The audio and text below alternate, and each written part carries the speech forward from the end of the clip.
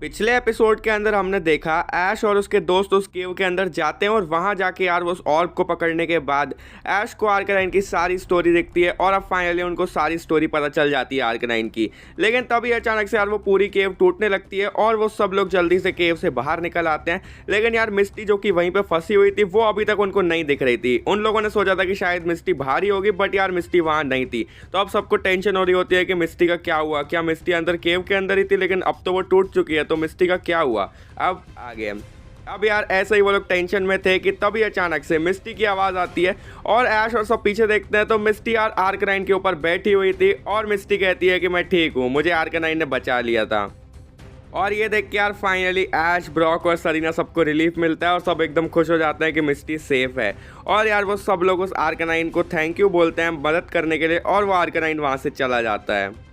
इसके बाद यार ऐश प्रोफेसर ओक को बता देता है, अपनी पूरी बनाई हुई रिपोर्ट दे देता है आर्कनाइन वाली। और प्रोफेसर ओक भी ऐश से काफ़ी खुश थे कि उसने यार ये कर दिखाया जो कि उन्होंने सोचा भी नहीं था।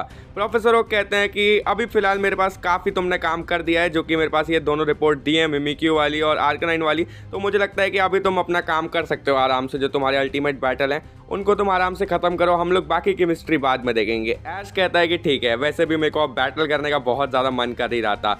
और यार इसी के साथ वो लोग अब निकल जाते हैं ऐश के अगले अल्टीमेट बैटल के लिए। अब यार कुछ देर चलने के बाद वो सब पहुंचते हैं एक नई सिटी में, जहां पे यार सब लोग डर के मारे यहाँ से वहाँ भाग रहे थे और वहाँ बहुत तबाही सी हो रही थी। ऐश और सब लोग एकदम कंफ्यूज थे कि यहाँ क्या हो रहा है। और कुछ देर आगे चलने के बाद उन्हें दिखते हैं इतने बड़े बड़े बिल्डिंग के साइज वाले पोकेमॉन, उन्हें इतना बड़ा ब्लास्टॉइस दिखता है और ऐसे ही बहुत सारे जाइंट पोकेमॉन्स उनके पूरे शहर में वहाँ पे तबाही मचा रहे थे। ऐश कहता है कि ये क्या हो रहा है और ये पोकेमॉन इतने ज़्यादा बड़े कैसे हैं। सरीना कहती है कि ये हो क्या रहा है, दिखने में तो ये पोकेमॉन नॉर्मली लग रहे हैं, लेकिन इनका साइज़ इतना ज़्यादा बड़ा कैसे है, ये सब इतने बड़े कैसे हैं। और ब्रॉक कहता है कि ये सब सही में बहुत ज़्यादा खतरनाक रह सकते हैं, ये सबको मार देंगे अगर ऐसा ही चलता रहा, तो हमें कैसे भी इन्हें रोकना होगा। ऐश कहता है कि हाँ, मुझे भी लगता है हमें कैसे भी करके इनको रोकना ही होगा। हम लोग यार उन जाइंट पोकेमॉन्स को देखते हैं जो कि अभी भी खतरनाक वाली तबाही मचा रहे होते हैं। और ऐश यार यहाँ पे सोच रहा होता है वो अपने कौन से पोकेमॉन को भेजे इनको रोकने के लिए, क्योंकि ये इतने ज़्यादा बड़े हैं कि ऐश के कोई भी पोकेमॉन का हमला ज़्यादा इन पर लगेगा ही नहीं और इनके पास पैर तक ही वो पहुँच पाएंगे। इसीलिए ऐश निकालता है चार्जर्ड को ताकि वो हवा में रह के इनको मार सके। चार्जर्ड यार हवा में उड़ते हुए इन पर फ्लेम थ्रोअर मार रहा होता है, लेकिन उन जाइंट पोकेमॉन्स को थोड़ा सा भी फर्क नहीं पड़ता उसके अटैक से, वो इतने ज़्यादा खतरनाक थे। तभी यार एक साइंटिस्ट जैसा पोकेमॉन वहां से भाग के जा रहा होता है और एकदम से ऐश उसको देख लेता है और कहता है कि एक सेकेंड, क्या आप यहाँ पे कुछ जानते हैं इन जाइंट पोकेमॉन्स के बारे में, ये इतने बड़े कैसे हो गए और ये ऐसा हमला क्यों करने लग रहे हैं। और यार वो साइंटिस्ट बताता है कि हाँ, एक्चुअली में ये मेरी गलती की वजह से ही हुआ है।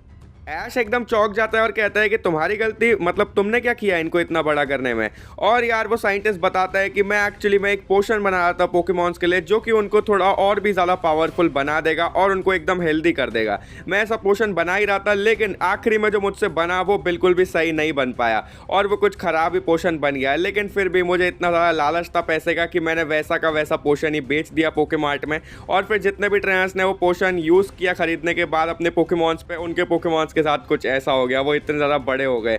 मुझे बिल्कुल भी नहीं लगा था कि मेरी एक छोटी सी गलती की वजह से कुछ ऐसा हो जाएगा।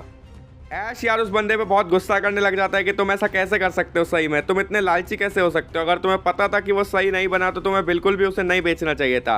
और यार तभी ब्रॉक कहता है कि एक सेकंड, अगर तुमने उस पोशन को बनाया है तो तुम्हें कुछ ना कुछ तो पता होगा शायद से, उसे हम लोग ठीक कैसे कर सकते हैं, इन बड़े पोकेमॉन्स को हम वापस ठीक कैसे करें।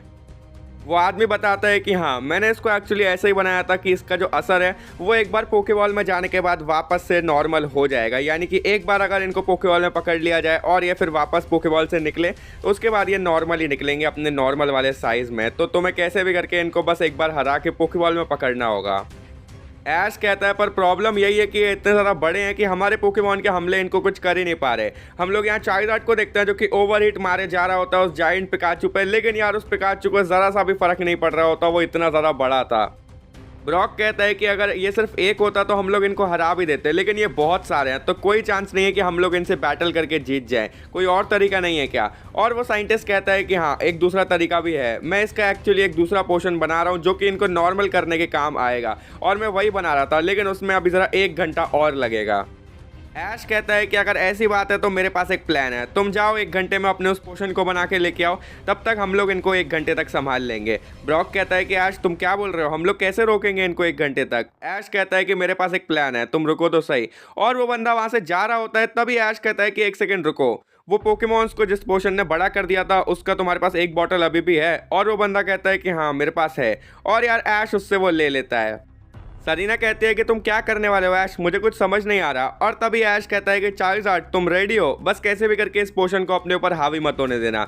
और ऐश तुरंत ही यार उस पोशन की 2-3 बूंदे चार्जर्ड के ऊपर गिरा देता है, और हम देखते हैं कि चार्जर्ड यार जाइंट बनने लग जाता है, उसका साइज बहुत ज़्यादा बड़ा हो जाता है और चार्जर्ड हो जाता है रेडी। ब्रॉक कहता है कि अच्छा तो ये तो तुम्हारा प्लान मानना पड़ेगा, काफ़ी सही है, लेकिन चार्जर्ड तुम्हारी बात अभी भी सुनेगा या फिर नहीं। और तभी ऐश कहता है कि चार्जर्ड तुम मुझे सुन सकते हो ना, चार्जर्ड हेलो। चार्जर्ड यार कुछ भी रिस्पॉन्स नहीं कर रहा होता और वो बस वहीं पे खड़ा होता है, लेकिन फिर एकदम से ऐश कहता है चार्जर्ड फ्लेम थ्रोअर, और यार चार्जर्ड ऐश की बात सुनता है और फ्लेम थ्रोअर मारता है। ऐश कहता है कि बहुत बढ़िया, मुझे पता था तुम मेरी बात सुनोगे। और अब चार्जर्ड यार जाता है और उस जाइंट पिकाचू से जाके लड़ने लग जाता है अपने खतरनाक फ्लेम थ्रोअर के साथ में। और यार फिर चार्जर्ड एक मेगा पंच भी मारता है जो कि पिकाचू को तगड़ा वाला डैमेज देता है और ज़मीन पे गिर जाता है वो पिकाचू, और खतरनाक वाला यार वहाँ धमाका होता है। अब यार दूसरी तरफ से वो जो जाइंट ब्लास्टोइस था वो आने लग जाता है चार्जर्ड की तरफ, और वो जाइंट ब्लास्टोइस खतरनाक वाला हाइड्रो पंप मारता है ऐश के चार्जर्ड पर। लेकिन ऐश कहता है चार्जर्ड जल्दी से हवा में उड़ो। चार्जर्ड हवा में उड़ता है और फिर सीधा यार एक खतरनाक वाला विंग अटैक मारता है घुमा के उस ब्लास्टोइस को। उसके बाद ऐश कहता है चार्जर्ड रुको मत, और साइस्मिक टॉस। और यार चार्जर्ड साइस्मिक टॉस का यूज़ करता है उस जाइंट ब्लास्टोइस पे, और एक दूसरी जगह खाली जगह में जाके उसको पटक देता है, जो कि यार खतरनाक वाला ही वहाँ ब्लास्ट देता है। धीरे धीरे यार बाकी जाइंट पोकेमॉन भी अब ऐश के जाइंट चार्जर्ड की तरफ लड़ने आ रहे थे, लेकिन चार्जर्ड कैसे भी करके उनको संभाल रहा था।